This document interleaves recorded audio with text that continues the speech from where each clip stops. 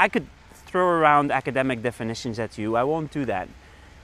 I'll start off with a basic definition though. The most basic definitions that I think most authors would agree on. Authenticity captures to some extent whether somebody is true to self or whether they are themselves. Now, that sounds simple, no? Mm-hmm. Be yourself. So easy. You know, everybody can just be themselves. However, this is where the complexity starts. What we know from research is when we are evaluating whether somebody is authentic, we're not only evaluating, are you true to yourself? For example, you know, let's say you are in a leadership position. When I'm evaluating you on your authenticity, I'm not only evaluating, are you true to the values that you say you have, to your thoughts, to your beliefs? Now I'm evaluating you on, do you have the same values I do? Do you fit the norms and the prototypes for what I think a leader should be? So there are all these biases and filters that get into this perception of authenticity, which make it really hard. So Trump, one of the reasons why he was voted so authentic is because people believed him to be a representation of American values, right? So they evaluated whether Trump was true to the American dream. Certain ideals. Yeah. Mm-hmm. Now, to give you a counterexample of that, where did that leave Hillary? Right? So if that explains Trump, that maybe he's not really that authentic, right? He's very inconsistent, but he's true to those prototypes that we have of what a leader, especially an American leader, should be. Where does that leave Hillary? So Hillary also struggled with her authenticity, and there's many newspaper articles that talk about it, even from the time she was going up against Obama. Mm-hmm. She was seen as not very authentic, right? And everybody kept saying, like, Hillary, you should show more emotion. Mm-hmm. You should reveal that you're vulnerable. You should, and so forth, and so forth. And Hillary even went through extensive training just to get that right. Here's the problem that Hillary is facing in her authenticity as a leader. Remember what I said, that we're not only evaluating whether the person is true to what they feel, Mm-hmm. but true to these prototypes. So here, Hillary is in what we call a double bind. On the one hand, she's being evaluated on whether she's a strong American leader, dominant, forceful, what we call a very agentic, straightforward person. On the other hand, she's being evaluated as a woman. She has to be kind, considerate, nice, gentle, all of those things. And it's a kind of a situation, damned if you do and damned if you don't. Either she's warm and gentle, and then she's not considered as dominant as the commander-in-chief. Either she's the commander-in-chief, and then she's not viewed as... And so people don't view her as authentic, but they can't. It's almost an impossibility for her to craft that perception of authenticity. I would also say some people use authenticity as an excuse. Mm-hmm. So let's say you give me feedback right now. Let's say I'm your subordinate and you're my leader, and you're like, Hannes, you've been in conflict with some of your colleagues, this needs to stop. What I could do is say, like, but that's just who I am. That's my authentic self. And so when there's this idea, this dangerous idea that there is a true self, right? That we were born in a certain way with only one true self, then we're no longer open to feedback from others, right? It's because it's like, why would I? I make this, and I'm going to get a little academic here, like wordplay. I make a difference between being the true self versus being true to self. And I just flipped two words there, right? But it makes a big difference whether you believe there's a true self out there that you're staying true, or you undergo the very effortful activity of trying to stay true to self. And maybe that last part needs a little bit more explanation. So again, some people are authentic in a way that is very unapologetic, even defensive. I am who I am. They don't even take the time to reflect on who they are, what their role in society is, what their role, and so forth. They're just very, take me as take me as I am. Others, however, understand and realize that who they are, that comes from their background, where they grew up, the friends that they have, the roles that they play. Are they a mother or a father? Do they have children? Are they a sister or a brother? All those things matter. But not only that, as they move through life, they constantly encounter new roles, new expectations that challenge them. And who am I? What is my role in this society? And so, in contrast to this very fixed view of I am who I am, you can't change me, I have this metaphor of authenticity as a puzzle. And so how it works is, so the picture of who we are starts with a few pieces in the middle, genetics, right? Added to that genetics, but in interaction with that genetics, you have your parents who educated you, who raised you in a certain way. And then you've got your school environment, and the puzzle starts to build, right? And so forth, and so forth. And we have this amazing capacity as human beings to redefine our own self and our own authenticity. But why this recent interest, especially in a business environment, on authenticity? Again, there are multiple reasons. Some say it's because we see all these examples of unethical leaders and scandals and these people are so evil, we need more authentic leaders. Were people that good 50, 100, 200 years ago? I don't think so. What has changed is what I call digital transparency, right? These things just come to light more than they used to, right? And so I think that is maybe a trigger factor. So that's one thing going on. Another thing that we definitely see in the literature that pushes people towards authenticity is, just think of your daily life. It used to be, you do your studies, then you have your one job in one company for the rest of your life. You were supposed to have kids, or you had a lot of things were fixed and pretty stable. Now, as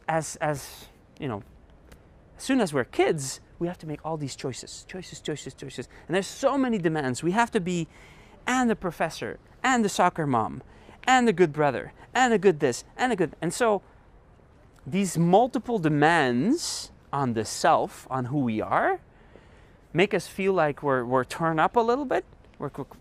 Again, that image of, being torn.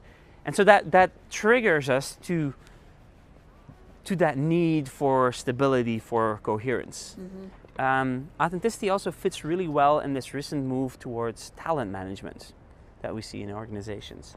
Talent management, not in the A, B, C player logic, but talent management in the idea that every one of us has his or her talents, unique strengths, capabilities that they bring to the workplace. And can we, especially in a time when there's a war for talent, can we make sure that everybody can leverage their strengths? Now, how does authentic leadership fit in there? For too long, have we imposed leadership styles on people? You need to be a transformational leadership, but sorry, sir, I'm really not very charismatic. No, I'm going to make you charismatic. You can see the problem, right? People were kind of revolting against that. So what if you are a shy, introverted, not so eloquent person, but good with numbers and good with organizing? How can you make that a strength of your leadership, and how can you build on that to still have a strong leadership style? And so authentic leadership does build on that movement from talent, what we call inclusive talent management, to say, like, how can leaders become great, not by changing who they are, but by better understanding the strengths that they already bring to the table. Well, and as I kind of indicated before, when it comes to perceptions, when followers see you enacting, these authentic behaviors, that when they perceive you as authentic, it's clear that people like you as a leader, and we know from evidence that it has these clear effects on motivation and performance. So that's that part. On the felt part, less evidence. What we know on the felt part, And there's almost a discrepancy there. You know, perceived authenticity leads to being able to influence others. If you feel authentic, your well-being gets a boost. Okay. Right? Yeah. But it's almost like a tension between, because of the negative correlation, between feeling good or being liked, which I think just kind of describes the struggle that many people have with authenticity. You know, what am I going to go for? Am I going to feel good and be able to manifest who I really am? Or am I going to adjust myself so that others perceive me as authentic, even though that may not always... And so that's why this metaphor of authenticity as a puzzle is so important. Because what you're doing in that puzzle is that felt and perceived, you're constantly realigning those things. So the typical question I ask managers is, what are your 3 core values? And you would think, for leaders, considering how important values are for leadership, that they would know what their 3 core values are. They don't, right? They have a hard time coming up with what it is that they fundamentally value. Well, how can you stay true to yourself if you don't have grasp of what that self is? And so it starts with that, right? Getting a more clear understanding of who you are, right? That's the first step. And then a second step, and I kind of already hinted at it, it's using things like political skills, an awareness and an understanding of how others see you, all these filters and biases around you, to make sure that once you know your authentic self, that you're able to translate it so that others understand it and see it the way you want to convey it. And that, you know, at both places there's distortion. People don't know themselves, or they can't communicate that self to others. Another thing that we do in terms of development, it's kind of interesting to know, is we do mindfulness trainings. Now I define mindfulness maybe not as the common person would define it. I don't necessarily align it with meditation. What we're doing right now, having a careful walk, talking, can be a process of mindfulness, right? And in that sense, authenticity doesn't have to be as complex, because a lot of the turmoil inside, where you have these different demands and all these biases and people, if you just go walking or exercising, whatever that is that you do on a daily basis, to have maybe a few moments to yourself, what you'll see is that your brain starts to do some of that integration process by itself, right? Your brain is puzzling for you, but you need to allow yourself some time to kind of let things sink in, to regain your stability. So, I mean, I try. Like, please don't see me as the hallmark, as the case of what it means to be authentic. I'm a little quirky, I'm a little crazy. So in some ways I do align with, you know, that whole idea of being unique and different. But I struggle with my own authenticity on a daily basis. To get clear on what it is that I value. I do workshops for executives where I ask them, what are your values, who are you? And every time I do this workshop, I'm reconfronted with that question myself, and every time over, the answer redevelops for me myself. And so the truth is, I struggle with my authenticity. And I say this, and I mean, remember earlier when I said that people who say for themselves, I'm very authentic, are not perceived as authentic by others?